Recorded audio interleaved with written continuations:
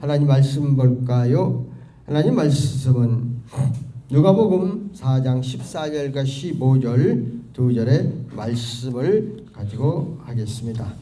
누가복음 4장 14절과 15절 다 같이 하겠습니다. 예수께서 성령의 능력으로 갈릴리로 돌아가시니 그 소문이 사방에 퍼졌고 친히 그 여러 회당에서 가르치심에 무사람에게 친성을 받으시더라. 아멘.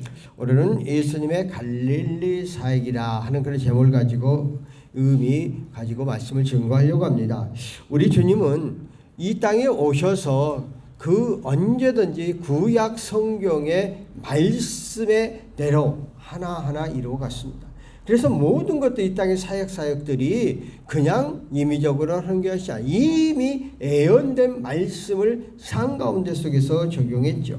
그래서 성경에 예언한 대로 예수님은 베들레헴에서 나시고 또 나사렛 동네에서 성장하시고 가장 먼저 30세에 복음의 사역을 시작할 때에 갈릴리 나보람 중심으로 역사하고 있는 것을 볼 수가 있습니다. 그런데 예수님께서 이 모든 것들이 다 성경에 예언되어진 말씀대로 하나하나 이루어갔다는 것이죠. 그러면 하필 예루살렘도 도시가 가장 발전한 도시인데도 불구하고 저 북쪽에 그 떨어져 있는 갈릴리 지역에서 가장 먼저 예수님의 사역이 왜 되어졌을까 하는 것들을 한번 살펴보겠습니다. 오늘 예수님께서 그렇게 했던 그러한 가정들을 통해서 보면은 바로 이 갈릴리 지역이 어떤 지역인가 하면은 그 땅은 참으로 기름지고 비옥하고 또 그 푸른 초장이 있고 많은 종류의 가수가 자라고 있는, 그래서 그때 당시에는 그 농업이 주업이었잖아요. 그러니까 이 모든 것들이 농업을 잘 할 수 있는 그런 발판이 그곳에 마련되어 있었다 하는 것들을 볼 수가 있습니다. 그래서 이 유지들이 많아서 어느 곳에 가서든지 경작할 수가 있고 또 비옥한 토지라고 말을 하고 있고 또 그 올리브 나무를 그곳에 많이 지배를 했다는 거죠. 그러니까 올리브 나무는 특별히 심은만 놓으면 그냥 자라는 거예요. 그래서 몇십 년 동안 가서 열매만 따오면 되는 거거든요. 그러니까 이런 참 환경과 여건들이 잘 되어져 가 있으니까 이런 속담이 있잖아요. 유대인들이 올리브 나무를 기르는 데 있어서 어린 아이를 기르는 것보다도 훨씬 쉽다. 제가 어디 가서 들었냐면 그리스 가면은 그 올리브 나무들이 굉장히 많아요. 그런데 지나가는 가위가 동네 밭 한가운데가 몇 그루씩 심어져 있어요. 굉장히 그건 수명을 오래도록 살아요. 그런데 딱 놔뒀다가 가을에 털기만 하면 된다는 거예요. 그래서 그 그리스는 하나님께서 천혜적으로 자기들이 먹고 살 수 있도록 줬다는 거예요. 그러니까 바로 이 갈릴리 지역도 그러한 요소를 갖고 있어요. 당연히 살기가 좋다 보니까 많은 사람들이 그곳에 모여들게 되어지는 것이죠.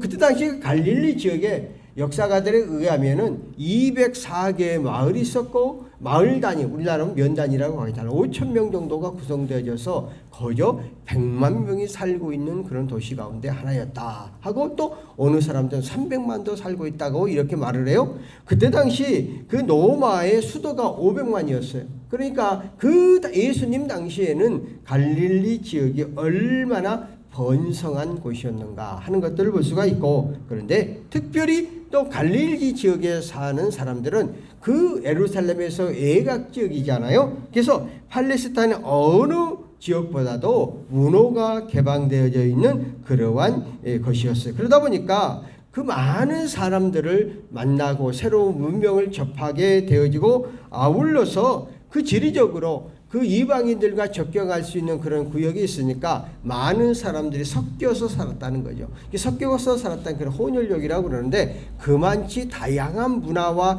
다양한 생각과 또 유대 땅 예루살렘 같은 경우에는 본인들의 한정된 고정적인 지식에서 벗어나지는 못해요. 자기들만의 최고의 선민이고 최고의 잘 믿고 하나님의 거룩한 백성으로서 자기들만의 그 고집과 아집을 갖고 있었단 말이에요. 그런데 이 사마리아 그 갈릴리 지역은 이미 이방 문화가 들어왔고 혼혈이 함께 섞여져 있는 굉장히 개방적인 그런 삶 속에서 새로운 어떠한 문명이 들어온다 할지라도 그것을 온전히 받아들일 수 있는 여건과 가정들을 만들어 놨다 하는 것을 볼 수가 있습니다. 그래서 예수님께서 이 갈릴리 지역에 이렇게 가장 먼저 사역하기 좋은 이러한 토대와 환경과 여건과 상황이 마련된 그곳에 가서 가장 먼저 사역을 시작하게 되어졌다는 것이죠. 우리나라도 이렇게 복음이 세계의 유례가 없이 초월적으로 이렇게 성장하게 되어졌던 것들은 우리나라의 역사적인 배경이 깔려 있습니다. 우리가 1800년도 말년에 가서 이 나라가 어떻겠어? 정말 우리는 네 계급 속에 속해 있어가지고 양반들의 엄청난 행포가 자행되어지는 시대였어요. 그러고 나서 그 이정자들은 백성들을 살피는 게 아니라 자기들의 잘 먹고 잘 사는 권력력만 누려 백성들의 고열을 빨아먹는 그런 시대였어요. 그러다 보니까 동학혁명이 일어났잖아요. 동학혁명이 왜 일어났습니까?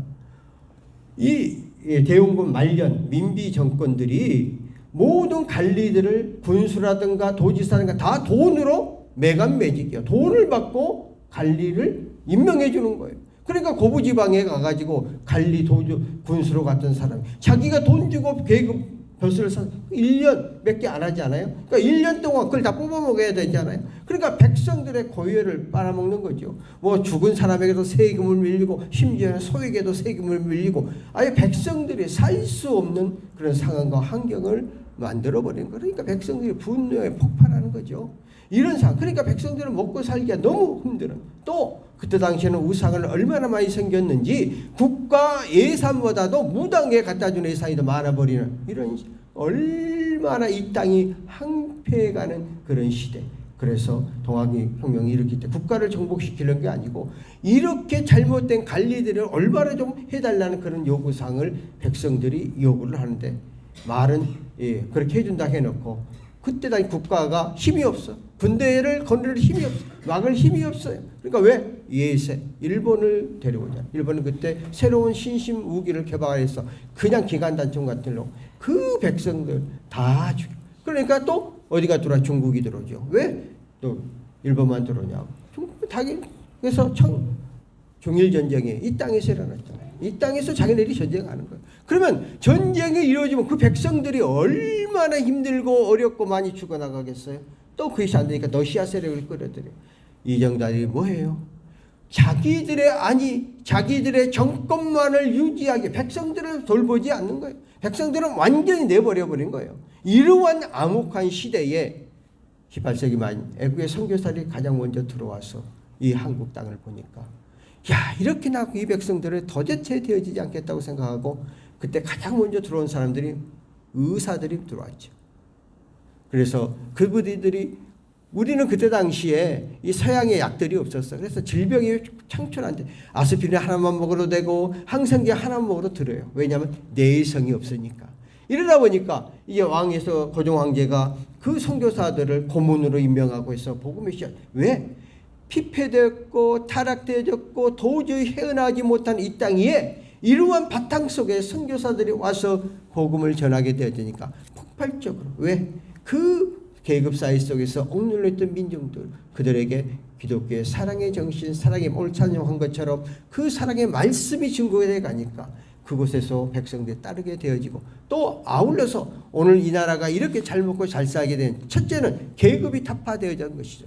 그리고 나서 일제 36년 지배를 받아서 우리는 어렵고 힘든 고초를 겪었지만은 이때까지의 역사 대대로 내려왔던 계급 사회를 탈파시켜버리는 거고 또 6.25 사변을 통해서 아울러서 완전히 지주 계급을 몰락시켜버림을 통해서 이제는 새로운 시스템을 갖추고 나가게 되어서 오늘 그것이 바탕이 되어서 이 나라가 이렇게 성장하게 되어졌죠. 자, 인도 같은 경우에는 일찍이 영국의 식민지였잖아요. 그런데도 불구하고 그들은 계급 사회를 타파하지 못해서 오늘날도 그렇게 헤매고 있잖아요. 하나님 우리에게 놀라운 이러한 축복을 허락해 주셨고요.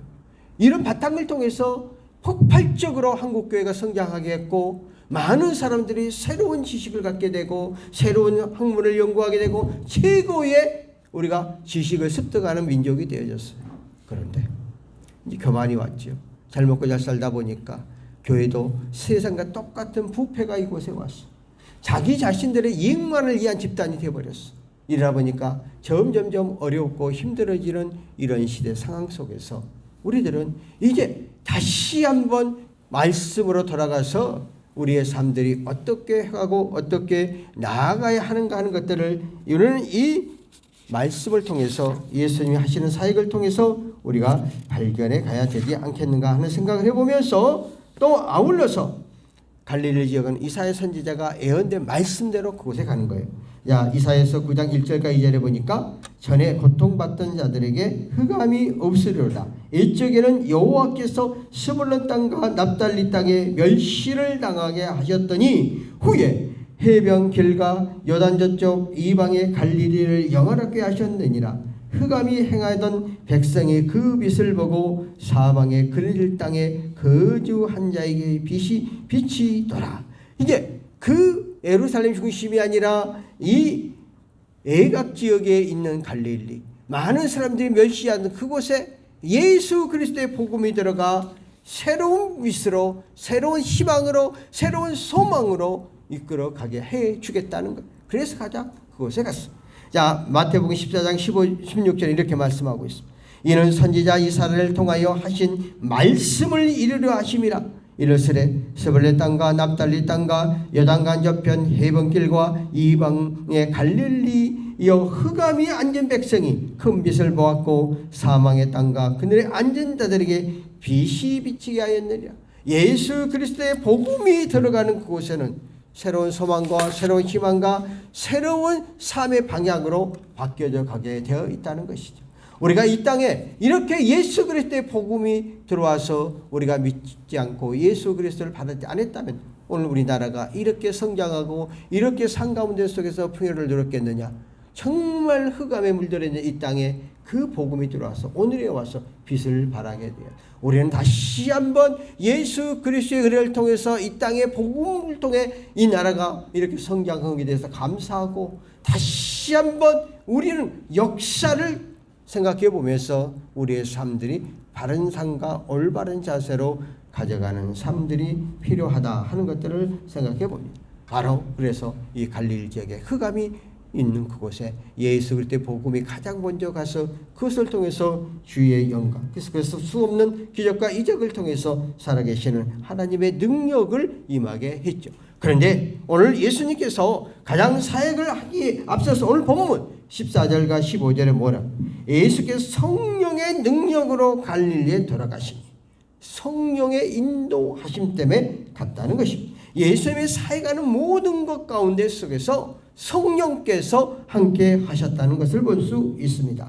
예수님께서 요단강에서 세례를 받으실 때도 성령이 비둘기같이 그것 가운데 임하셨다고 말씀하고 있고, 예수님이 광야에 나가서 40일 금식 기도할 때 그 가운데 속에서 성령의 인도하심 이끌림에 따라서 가게 되어졌다고 말씀을 하고 있습니다.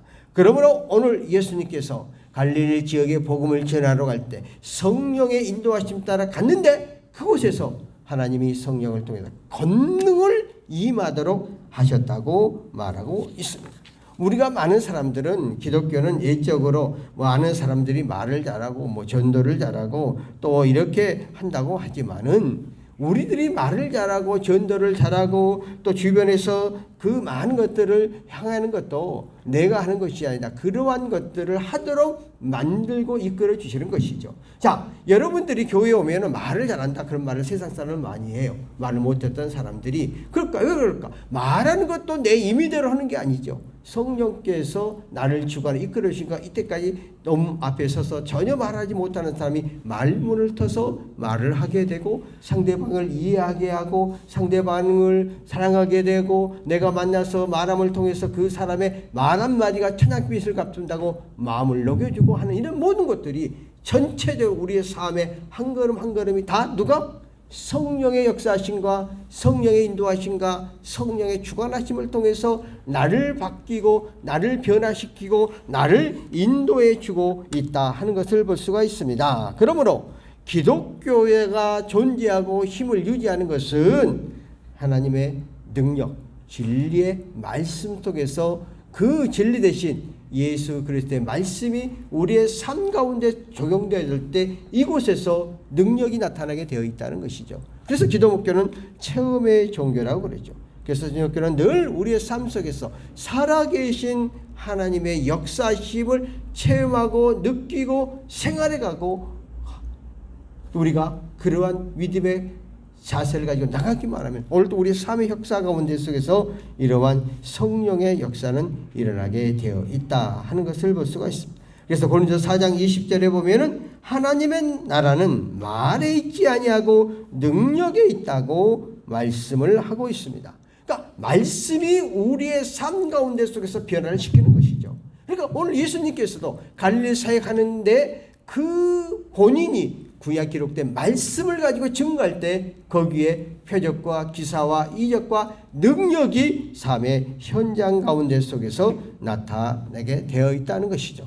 오늘 살아가는 저와 여러분도 우리의 삶의 현장 가운데 속에서는 예수 그리스도를 바로 믿고 올바른 삶 가운데 속에서 살아가기에 늘 말씀에 의지해 나가면 우리의 삶 하루하루는 늘 성령의 체험과 성령의 능력과 성령의 권능 속에서 이루어져 간다는 것이죠.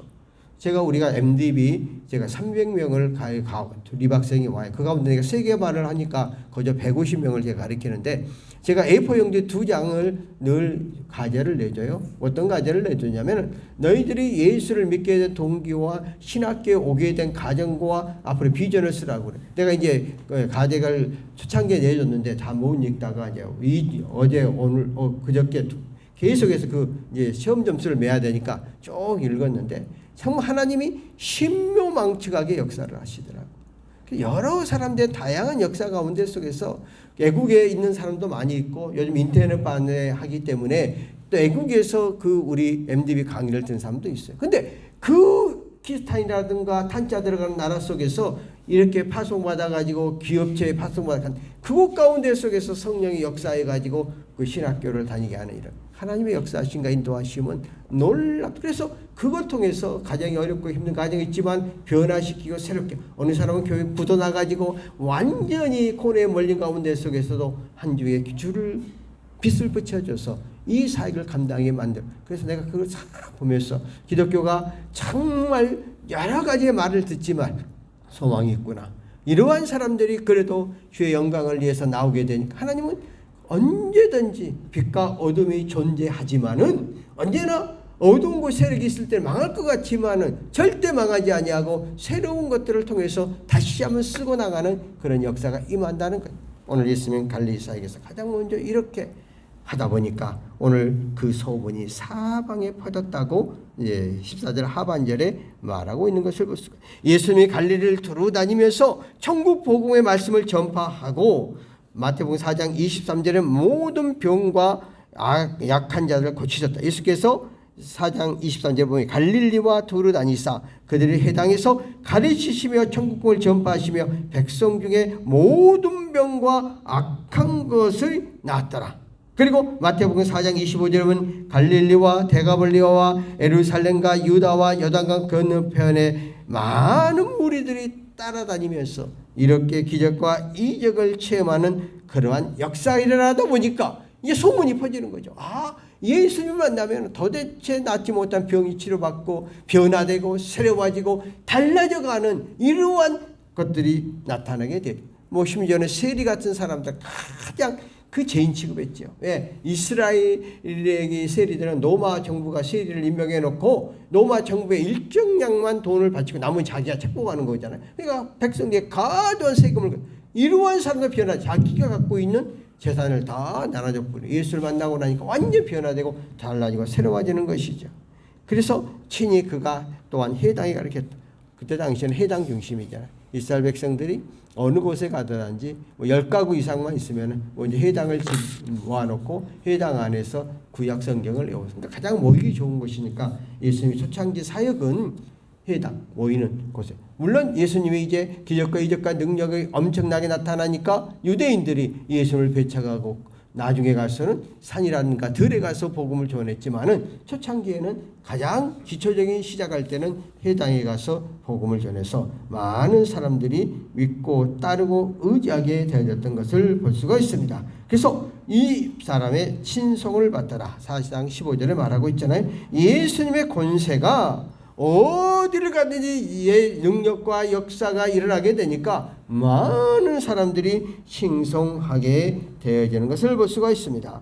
예수님의 말씀을 통해서 변화되고 새로워지고 달라지게 되었다는 것이죠. 오늘도 우리는 교회에 와서 세상에서 볼 때는 정말 보잘것이 없는 그러한 사람들이 예수 그리스도를 믿고 은혜 안에 거하고 우리 은혜를 받았다고 그러죠. 성령을 체험했다고 그러죠. 하나님을 만나게 되어지면 삶 속에서 변화되어 새로워지고 달라지고 삶 가운데서 헌신하게 되어지고 삶 속에서 새로운 삶을 영해가잖아요. 그러니까 우리는 가장 먼저 가정 안에서 성경의 말씀은 내 가정을 천국으로 만들라고 내 이웃을 내 몸처럼 사랑하라고 그러니까 예수 안에 복음이 들어가 은혜가 들어가면 삶 가운데 속에서 하나하나 바뀌어져가는 그런 삶들이 되어가는 거예요. 그래서 우리는 우리의 삶 가운데 속에서 그러한 삶들을 실천해가는 그런 삶들이 되어져야 돼요. 제가요 우리 신대원 내가 이 역대 내 처음으로 내 방에다 딱 여기다가 이렇게 프랭카드를 이렇게 써갖고 걸어주는 거 있잖아요. 그러니까 이경욱 교수님 최고 그러고 언제나 나눔의 삶을 나누시는 이경욱 교수님 뭐 이런 식으로 해갖고 딱 써서 해놨어요. 내가 역대 지금 강의하면서 처음 받았습니다. 그리고 나서 그 반들이 야간반이어서 50명 되는데 일일이 그냥 다 써가지고 이렇게만 쫙 적으면 이거를 저한테 줬어요. 내가 처음 받아보는 거거든요. 야, 그러면서 내가 생각을 해봤어요. 야, 그럼 뭐 때문에 내가 그랬을까? 그 반은 야간반이어서 특별히 내가 긍휼히 여겨서 빵을 몇 번 사줬고 또 김밥도 사줬고 왜냐하면 계속 내가 그랬거든요. 그랬더니 그래서 그런지 어떨지 몰라도 그래서 거기다 뭐라면 나눔을 나누시는 이경욱 교수님 뭐 이렇게 써놨어요.